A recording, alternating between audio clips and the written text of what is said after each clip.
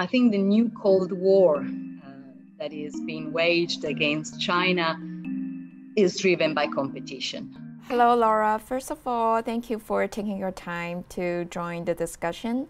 Could you please introduce yourself briefly? Italian national, and I've been living in Hong Kong since 1997. When I was living in Italy, I was active in anti-imperialist circles. I studied semiotics in Bologna, and for over a decade, I taught and published about urban space, social practices, and cultural theory. Recently, a research paper on how to incentivize Hong Kong people to protest has gained much attention from the public.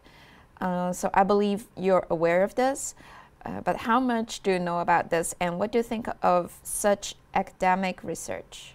Because I taught in local universities, when I read about this research project, I wasn't at all surprised. I knew that anti-China forces were operating freely in Hong Kong. So in the past 2 decades, professors, PhD students, researchers, all with a strong anti-China attitude, created clusters in Hong Kong universities. And they influenced colleagues, but not only colleagues, they influenced students. And by doing so, they created these strongholds and literally marginalized those who held different opinions. Classrooms, as far as I can tell, were turned into an extension of Canvas and Oslo Freedom Forum workshops.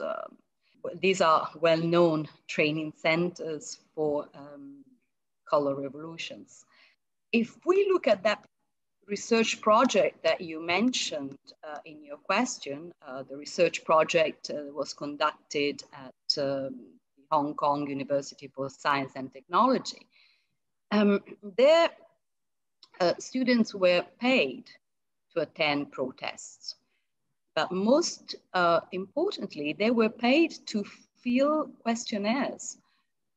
And I believe that incentivizing their participation in anti-government protests was one element.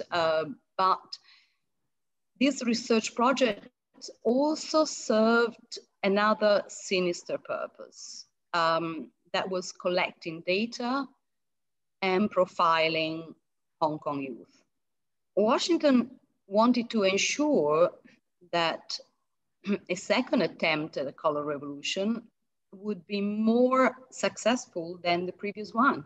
So as we look into the matter, we found that there are many more similar cases in other countries.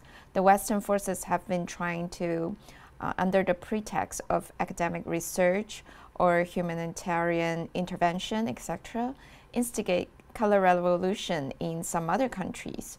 So what are their motives? It's a struggle for influence. It's a struggle over economic choices, societal directions, cultural, and mainly political decisions. Not only they push global neoliberalism and all the values that are associated with neoliberalism, they also produce and reproduce biases and narratives that are aimed at bolstering US hegemony. So do such experiments comply with research ethics? Are they really legitimate and justifiable ethically? Clearly not ethical. Clearly in open breach of any research ethics.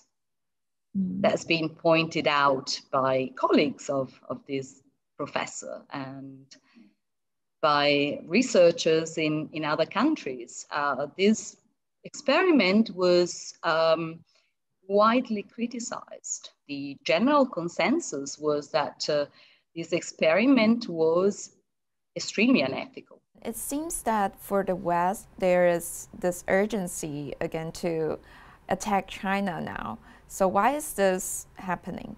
I think the new Cold War that is being waged against China is driven by competition. US is losing its hegemonic role. So when the US talks about a rules-based international order, it actually means the US-led liberal international order. China, for instance, offers an alternative and a more successful development model than the US. And this alternative threatens the global hegemony of the US.